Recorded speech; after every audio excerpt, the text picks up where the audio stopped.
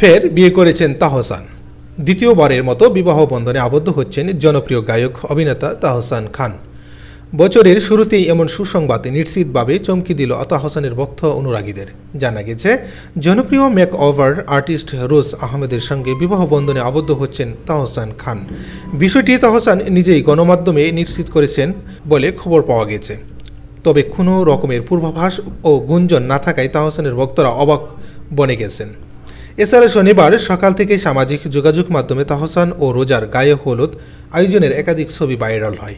তাতে নেটিজেনরা এই নবদম্পতিকে শুভেচ্ছা ও ভালোবাসা জানাতে থাকেন। বিশেষ করে রোজাকে তাহসানের সঙ্গে দেখতে পেয়ে অত্যন্ত আপন, স্নেহ, মমতা ও আবেগী হয়ে পড়েন তাদের অনুরাগীরা।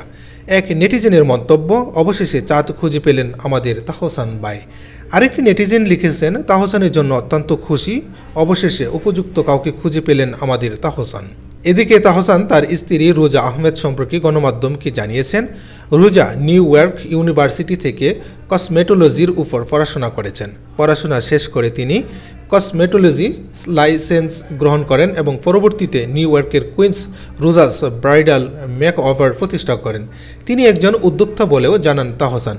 প্রায় 10 বছরের বেশি সময় ধরে বাংলাদেশে এবং যুক্তরাষ্ট্রে ব্রাইডাল মেকআপ আর্টিস্ট হিসাবে কাজ করেছে রোজা আহমেদ। সামাজিক মাধ্যমে রয়েছে তার অসংখ্য অনুসারী এবং নেটিজেনদের কাছেও জনপ্রিয়। উল্লেখ্য, প্রায় 18 বছর আগে 2006 সালে 7ই আগস্ট বিবাহ বন্ধনে আবদ্ধ হন তাহসান খান ও অভিনেত্রী মিথিলা। এরপর 2013 সালে 30 জুলাই তারা কন্যা সন্তানের মা বাবা হন। পরে 2017 সালে 4 অক্টোবর বিচ্ছেদের ঘোষণা দেন তাহসান।